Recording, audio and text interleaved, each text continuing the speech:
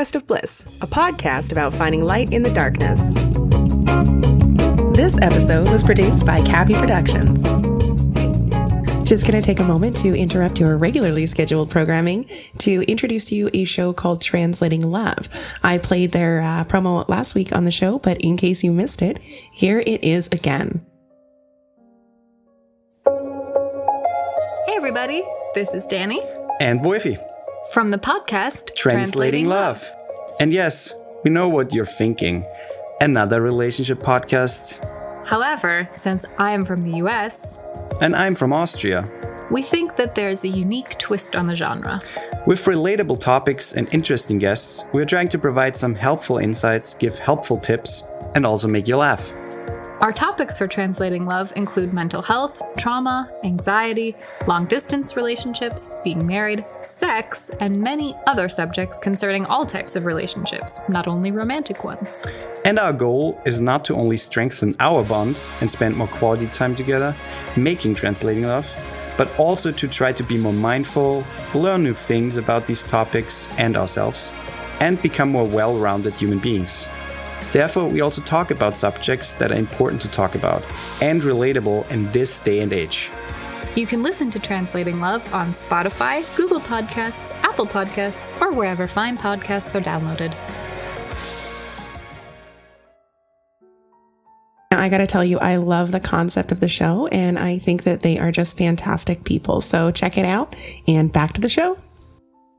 Hello, and welcome back to the Conquest of Bliss. I am here with Ben, and I'm very excited to talk to him today. So how are you today, Ben? I'm pretty good. How about you? I'm honestly fantastic, and I'm really excited for this conversation because you have a little bit of different take on happiness and really just experiencing life in general. So do you want to talk a little bit about how we connected? Yeah. Well, I put up on Reddit, I was like, hey, I'm a psychopath. I'm looking to be on a podcast anonymously. And I believe you were into the comments, right? Or did I reach out to you after seeing your post? I forget. I'm not sure which happened, to be honest with you. But either way, I was really, really excited because it's a very different angle because your experience of life would be very different than that of, someone who doesn't have similar diagnoses. Yep. Mm-hmm. So I think there's a lot of confusion around the term psychopath. So before we go much further, can you kind of elaborate on what that means? Because I know that it's in itself not a diagnosis, right? There's other diagnoses that people consider to be that, right? Yep. Well, basically, it stems from ASPD, antisocial personality disorder. And it's just, lack of empathy or complete just no empathy at all, no guilt, et cetera, et cetera. Mm-hmm. Superficial charm, narcissistic behavior usually comes inside there. Sadism is usually connected. Okay. Not that I'd be surprised. So, honestly, when I hear the sort of symptoms around it, it sounds like it would be in a lot of ways freeing and then in other ways super lonely. Would you agree with that assessment? Yeah. I can't really connect with anybody inside my life. Everybody just feels like an alien to me. So I'm just alone. But at the same time, it's probably a little bit freeing, or maybe I guess you wouldn't have something to compare it to. Because I know empathy. Sorry? No, I don't really have anything to compare it to. I mean, I would like to live alone and sell like my own place and maybe get like a puppy or a cat or something. But I don't really see myself ever having like a family. My family right now just kind of feels like friends that I grew up with. Okay. So that actually leads me to an interesting question that I have. And that is, you mentioned getting a cat or a dog. So do you find that you are able to empathize well with cats and dogs and stuff like that? I empathize better. I wouldn't say well. I care for them, and they don't speak, which makes it easier to talk to them. Mm-hmm. Even if it's not about anything important, I just kind of look at them. They kind of look at me, and it's a simple exchange of just what it is. It's no other bullshit. That's fair, and I actually think that people of all different backgrounds feel that way about cats and dogs. Yeah. I mean, I am an extremely like almost, I don't know if there's a term for it, but almost too empathetic, where it causes me like pain and stuff sometimes. Oh, you're And like an empath. yeah, I feel like that's such a buzzword. So I try to avoid it because I'm like, well, I don't necessarily like resonate with a lot of the things that are associated with that word, Mhm. But so what I am really interested in, well, there's a few things I'm interested in. You're a very interesting person, but one of the things that especially that I'm interested in is your relationship to happiness. But I'm going to start with a different question because that makes more sense. Okay. And that is, at what point did the powers that be, the doctors or whoever, realize that you were relating to the world differently than your peers? Well, I got diagnosed October, but even before that, I could tell that like something was a little different. In large groups, I would usually like, if something were to like happen, I would look around and gauge the reactions and kind of like sum up what I'm supposed to look like I'm feeling in the given situation. So alone with one person at the time, it was really weird because I would just sit there and I didn't have any like emotion like gauge to bounce off of, Totally, that makes sense. And that's what's interesting is that antisocial personality disorder and narcissistic personality disorder, and a lot of those ones are similar in that way to people who are on the spectrum. I've heard very similar reports from people who are on the spectrum where they just kind of look around and go like, how are we supposed to feel right now? What are we supposed to be demonstrating? And so I guess, yeah, like the big question on my mind is what your relationship to happiness looks like. I know, there's a lot of different kinds of happiness and stuff like that, but I'm curious, when people talk about being happy, like, is that something that you crave, or are you kind of neutral about it? I kind of just craved excitement. Okay. Like my heart beating fast. That's pretty fun. I got into a car accident a week ago, or actually, no, it was Tuesday. And I just kind of sat there and I was thinking, what should I look like I'm like supposed to be going through? So I just, kind of just faked surprise, but yeah, I'm going to start running again because that got my heart pumping. But yeah, happiness doesn't really cross my mind. I guess when I'm not bored, I can consider that as happiness, but not really. That's really interesting. I had an expert recently who opened my eyes to the idea of different kinds of happiness.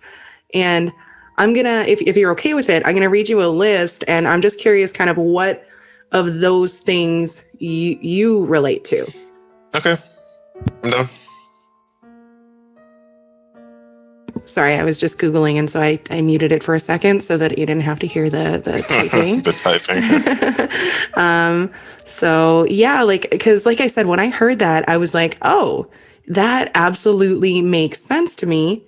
And I was just surprised because you tend to think of happiness as being joy or elation, right? Yep. But this isn't the frickin' list. You can swear on this podcast, by the way. I don't know why I said frick. But I had it up and then I put it down. You know how it is. It's always this way. I'm like, oh, I'm recording, and here it is. Okay, so there's joy, there's excitement, which you touched on, gratitude, pride. So pride in oneself or in other things. There's optimism, contentment, and love. Are I guess that's probably 7 types of happiness. And so I would say that as, someone who is closer to neurotypical, I experience at different times all of those. Are there any that stick out as ones that you don't feel that you experience in the same way as the average person? Contentment, it sounds interesting. It sounds like what I would describe, I guess. Okay. Well, that's really cool because that's probably the most lasting of all of those kinds of happiness. So that's good. Yeah. What about optimism? I feel like optimism is one that might be a challenge there. Optimism and pessimism is pretty interesting to me because you really can't choose one to live your life off of. Pretty much both. You have to choose which one you want to use in a situation that, life throws at you.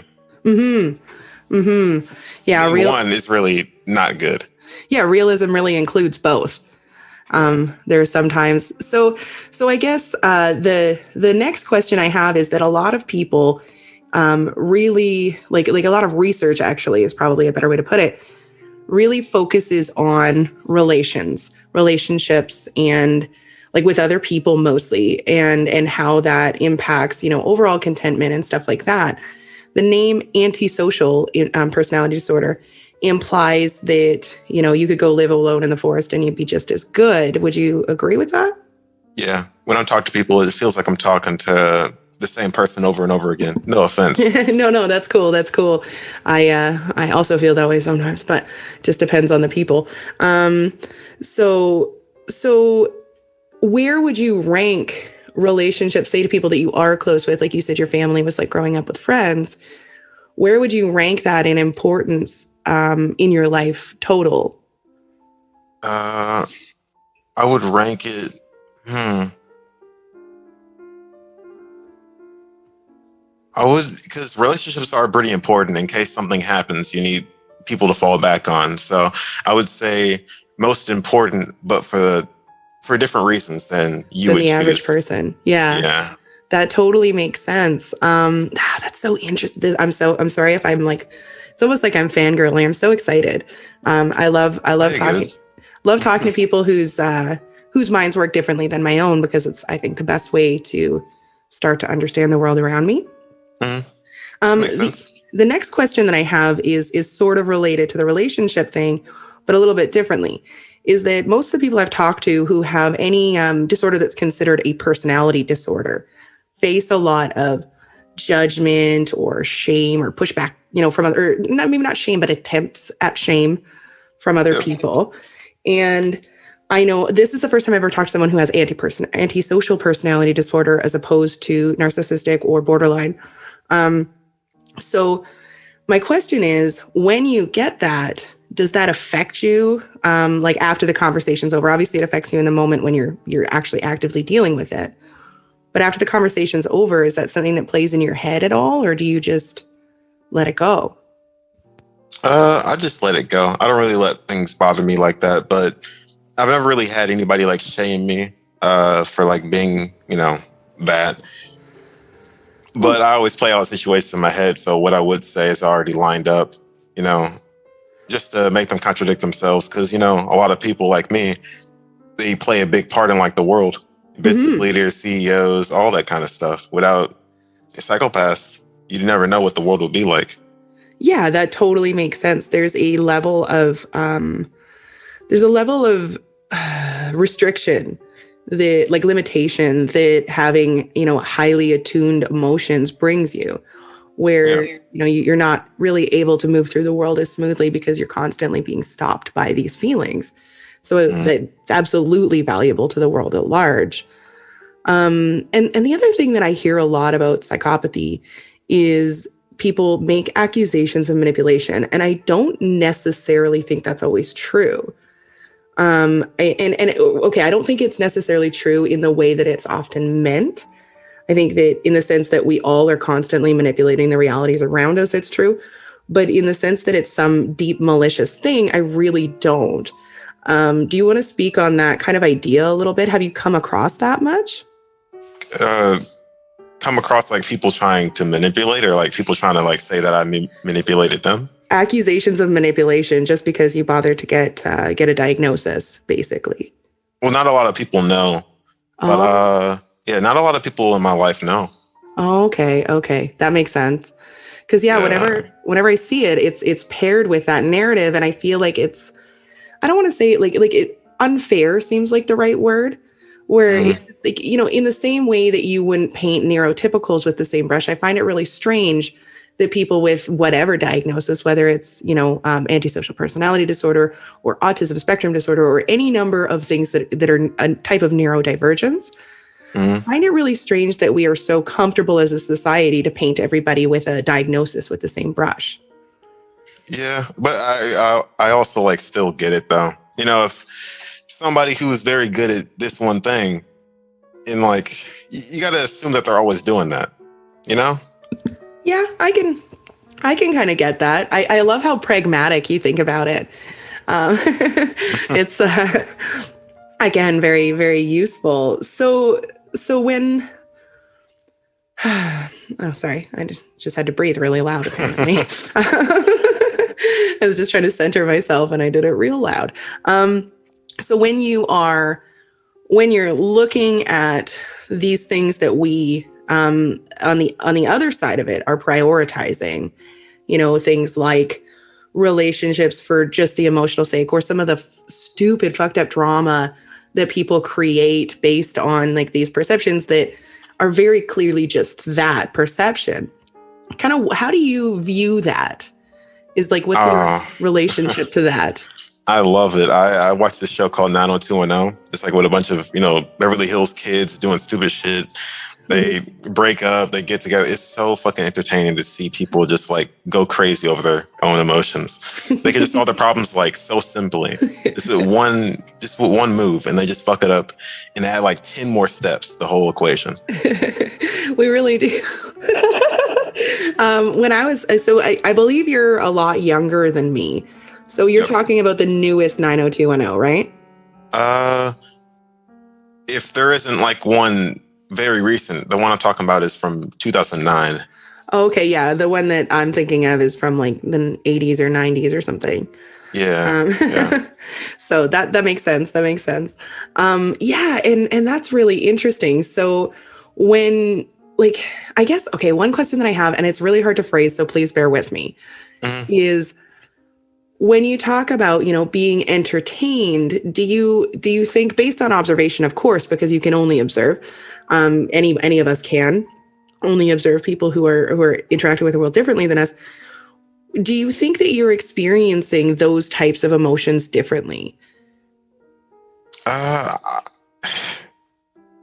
thought about that before, and no. I think it's like a one-way glass type of thing. Like, how to explain this? Like I'm inside of a room, right? Mm-hmm. I can see you, I can hear you, and everything. And what you see is my body, but I'm not there. Okay. I'm just kind of just like third person, if that makes any sense. That totally. The only way I can describe it. And honestly, what's really interesting about that, and this is a little bit off course, but that's cool. That's how this show kind of goes sometimes. What's really interesting about that is that, like, I was talking to a neuroscientist a little while ago, and we were talking about meditation and the idea of zooming out, and how sometimes when you zoom out, which is a little bit like what you're talking about, sort of a third person observing the social interactions instead of being kind of in it. And when you do that, it can create a sort of paralysis when there are decisions to be made where the logical side is kind of equally weighted on either side. And emotion, like, that's basically one of the big functions of emotion, is to sort of weight things when we have to make decisions that are fairly equally weighted. So is that something that you experience very much?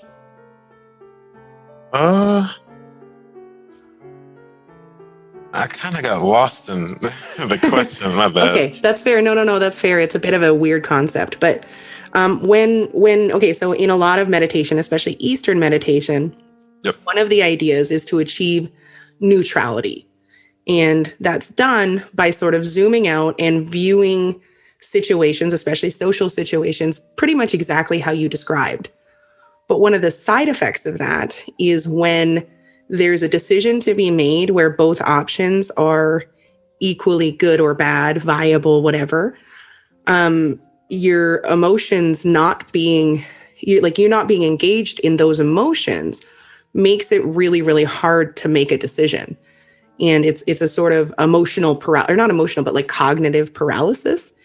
And my question is that, being that that's sort of your default, do you experience that type of sort of decision-making paralysis where you don't know what's right because you look at it logically and it's basically equal?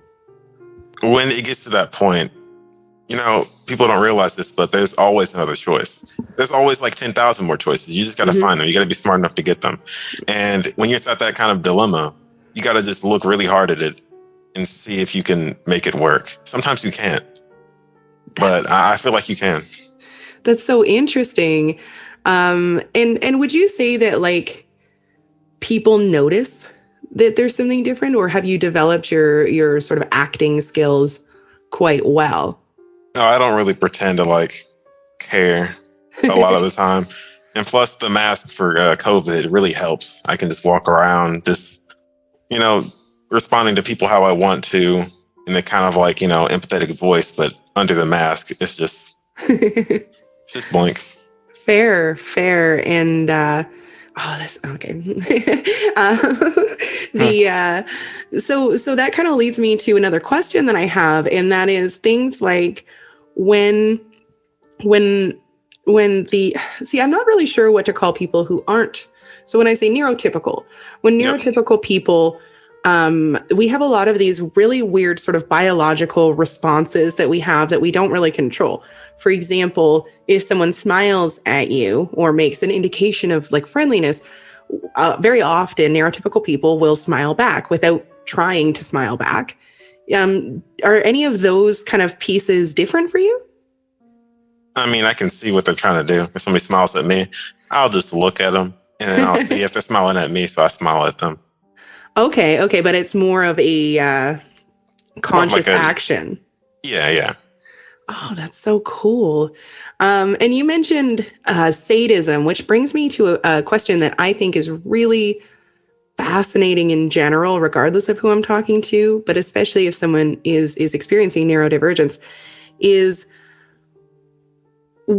how do you view, like, and this is a big question, so I'm sorry, but how do you view morality as a whole? Do you think that like a lot of it is sort of fluff? Do you think that a lot of it makes sense? I'm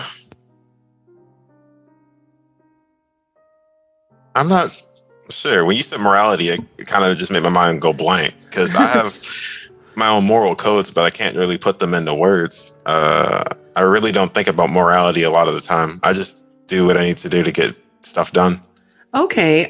Yeah. Because like in particular, I'm thinking of, talking about sadism and how that's a common trait. And a lot of people who are neurotypical really like, it's really frustrating to me, and it's taken me a long time to unlearn. But we really, really lean hard on morality to give us these answers to these, big questions and all that stuff. And we apply morality a lot, in my opinion, a lot of times where it doesn't really apply. And so when someone says sadism, that's the idea of getting joy from someone else's pain. Yep. But I feel like a lot of the time we assume someone's getting joy from someone else's pain, but they could be getting something else. We're only really judging that from the outside. So you might say like, with the example of CEOs, they go, oh, well, he's just a sadist. And it's like, well, maybe he's actually doing that because he wants to grow his own influence, and it has absolutely nothing, he's completely apathetic, which isn't the same as malice, Yeah. And so I guess what I mean is when you're forced to interact with the very impractical ideas of morality that our society has created, what sort of like, how do you interact with them? I just kind of mimic. Yeah. I mean, that's a boring answer, but yeah. No, that's a great answer because it's very concise and clear.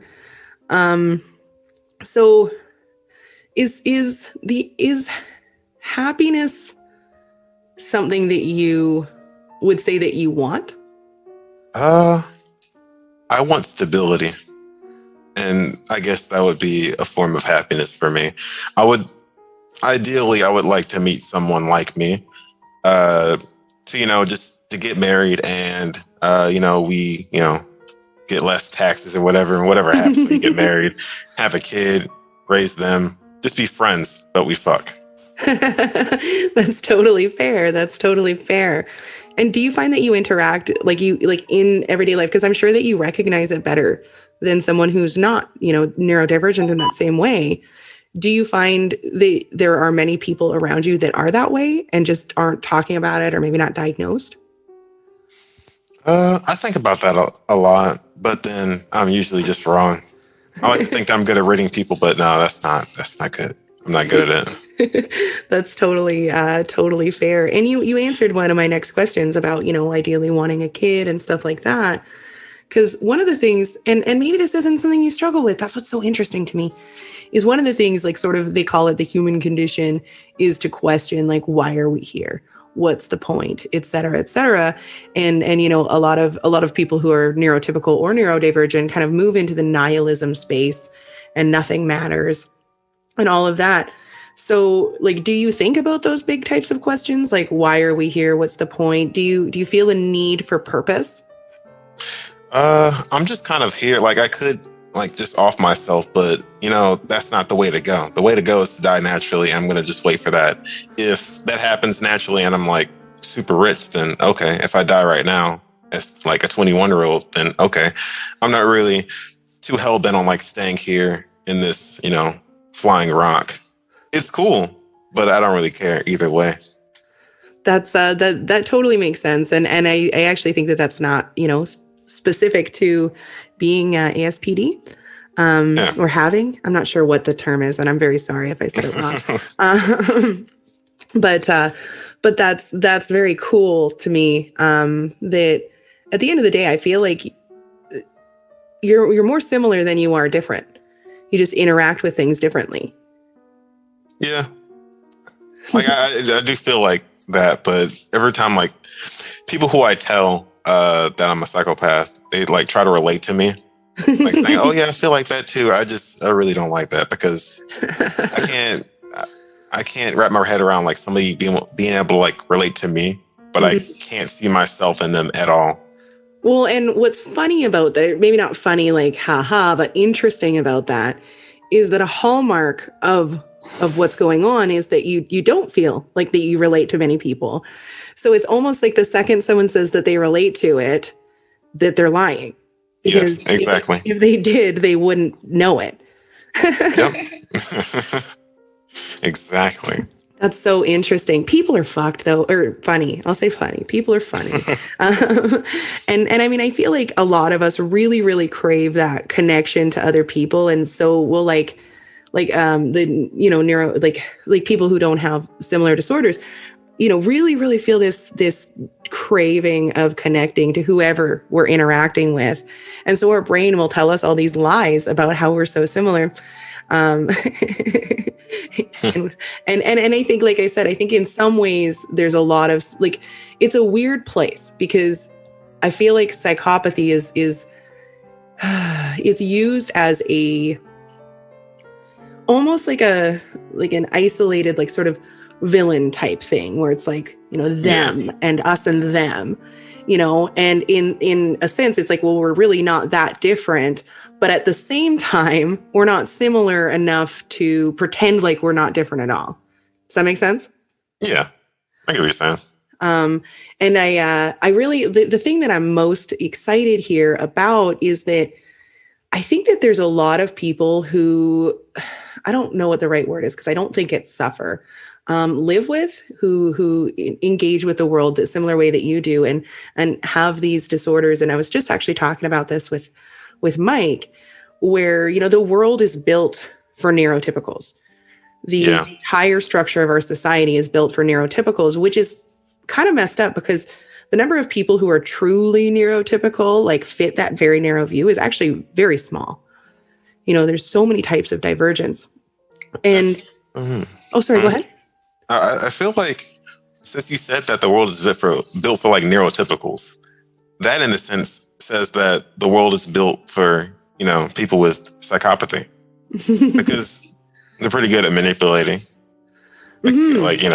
So if it's built for neurotypicals, then it would be easy for someone to like just to blend in. So it's built for everyone, I feel like. That's so interesting. I guess what I mean is, and psychopathy probably does do better because you can sort of read what's going on and look at it in a practical sense and not get so involved in your emotions instead of your, your actual cognition.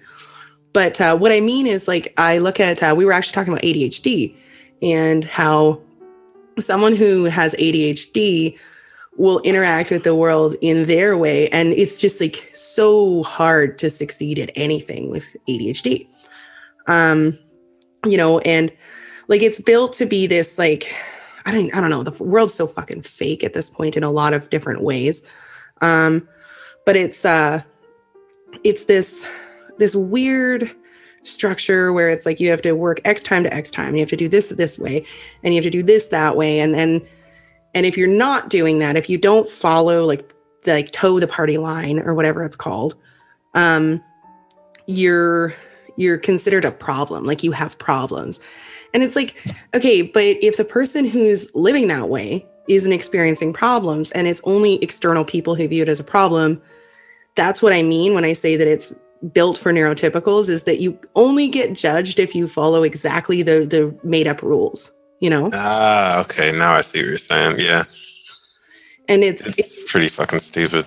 Yeah. It's strange because like I said, I mean, the number of people like to be diagnosed, how many symptoms are there to diagnose ASPD, and how many of them do you need to have to be diagnosed?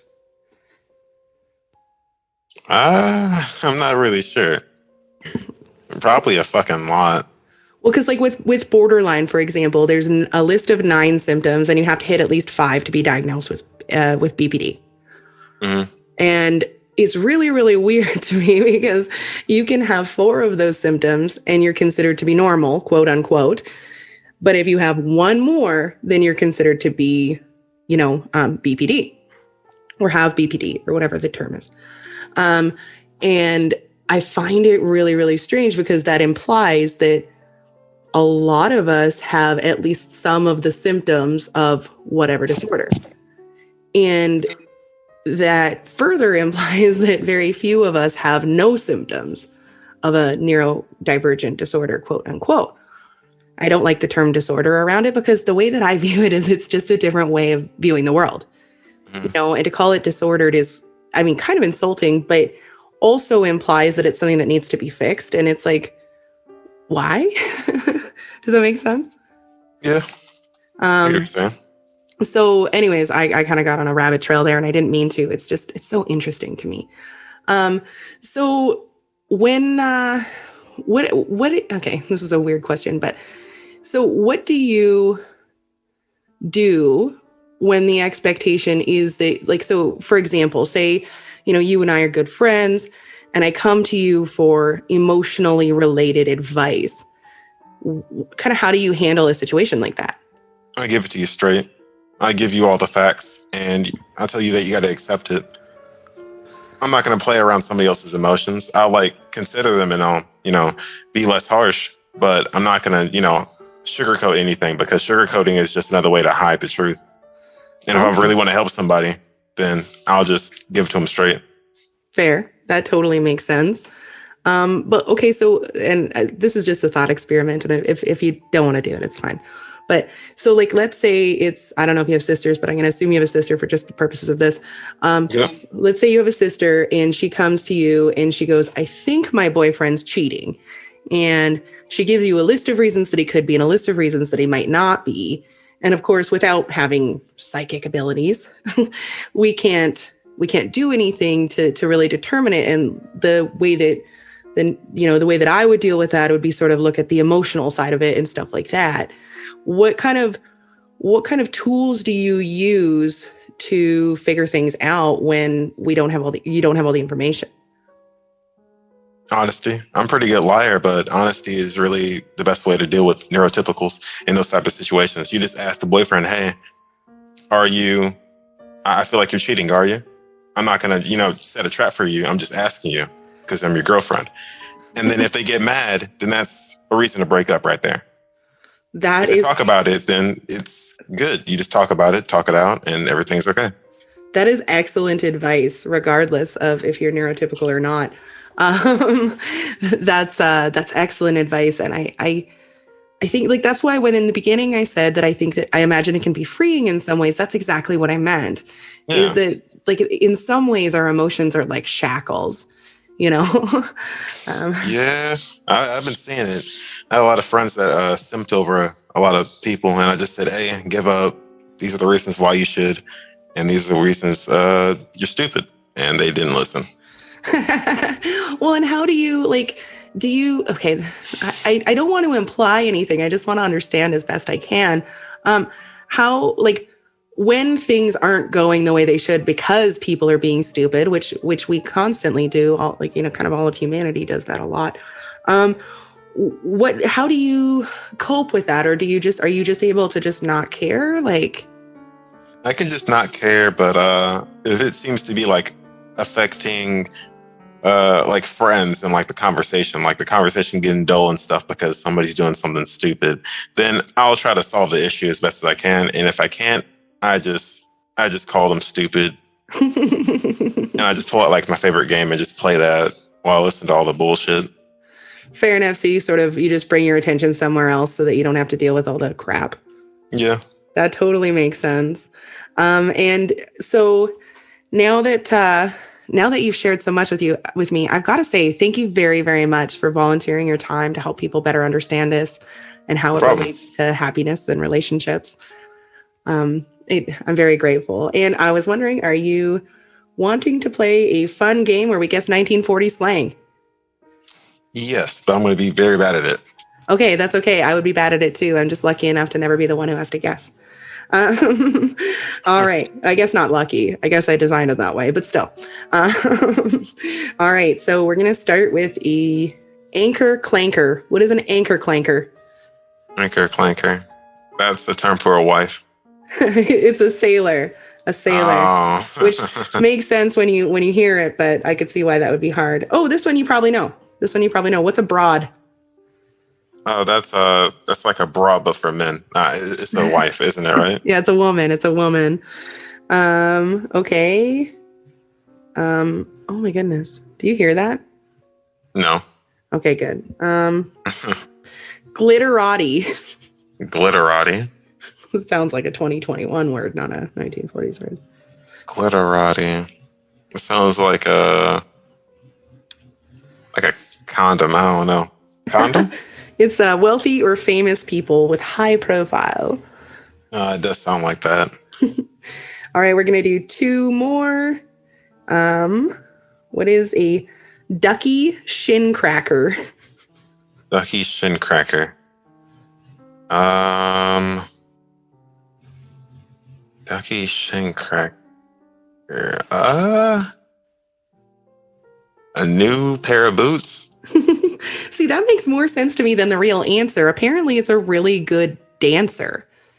I don't know what that has to do with dancing. Yeah, I think it's stupid too. And then the last one, I'm pretty sure, like, I've heard it in my lifetime, so it's obviously made its way through, but I don't know if you'll have. What is a chrome dome? Chrome dome is the bald-headed guy. Yeah, sure is. It sure is. Yeah, that's still in culture. Is there anything that you wanted to add before I say goodbye to the audience? I would like to say, I mean, this is everywhere though. I just like saying it. You know, almost every serial killer is a psychopath, but not all psychopaths are serial killers. So that is don't always judge. Important. Yeah, I feel like people should cool it with the judging. It's no different than having a neurodivergence in another direction. Thank you so much. I had so much fun.